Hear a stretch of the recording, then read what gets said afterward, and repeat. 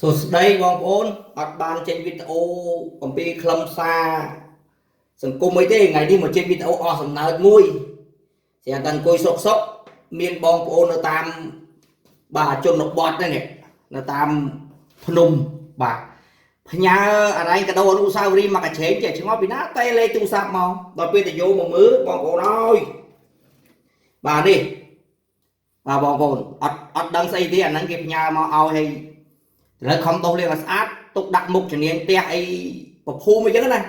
តែអត់ដឹងអីបងប្អូននេះអត់ដឹងថានឹងជាស្អីទេបាទហើយបងប្អូនមើលនៅឡើងស្អាតហ្មងហើយក៏ដាក់ផ្ញើជាកាដូបាទអញ្ចឹងក៏ដោះលាងសម្អាតបាទទុកបាទផ្ញើមកមាននេះមានអាពណ៌ស្អីគេត្រួយជែកនេះមួយទៀតអាហ្នឹងដឹងស្អីទេតែគាត់ថាទៅដាក់ទៅផ្ទះជាក់ជុំហី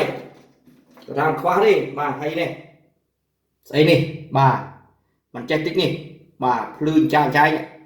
បាទបងប្អូនមើលបាទឃើញទេបាទអញ្ចឹងថ្ងៃហ្នឹងគេផ្ញើកាដូមកកញ្ឆេងហ្នឹងមកបាទឥឡូវ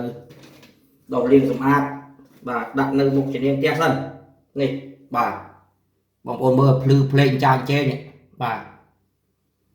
អត់មានអីទេថ្ងៃនេះអត់មានវីដេអូអីចម្លែកទេគឺមានវីដេអូប៉ុណ្ណឹងបាទសូមអរគុណសូមជម្រាបលា